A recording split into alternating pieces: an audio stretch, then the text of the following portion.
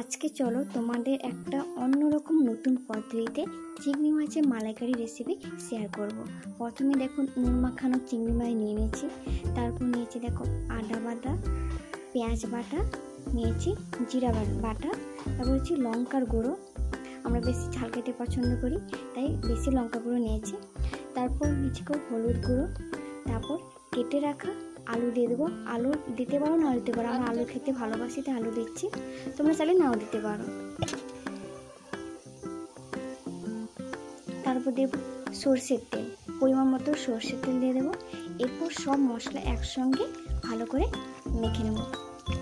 মাখানোর পর কয়েক মিনিট ঢাকা দিয়ে রেখে দিতে হবে যাতে সব মশলাগুলো একসঙ্গে ভালোভাবে মিশে যায়।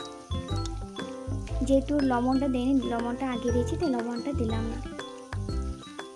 এরপর এরকম ঢাকা দিয়ে কিছুক্ষণ রেখে দেবো। তারপর কড়াইতে যখন খুব অল্প তেল দিয়েছি, কারণ আগের থেকে বেশি তেল দিয়েছি তাই তেল দিলাম না।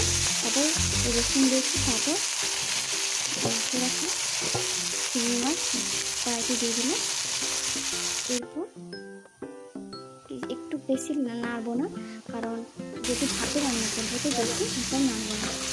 এরপর কী করবো, পরিমাণ মতো জল দিয়ে ঢাকা দিয়ে দেবো, ভাতে সেদ্ধ হবে। যেহেতু চিংড়ি মাছের মালাইকারিটা ভাপাভাবেই রান্না করা হয়।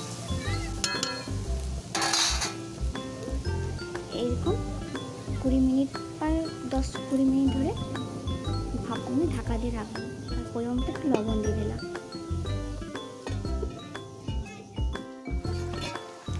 দেখো চিংড়ি মাছের মালাইকারি রেডি।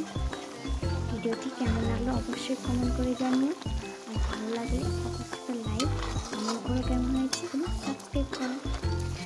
আজকে ভিডিওটি এখন এই পর্যন্ত, দেখা হচ্ছে নেক্সট ভিডিওতে।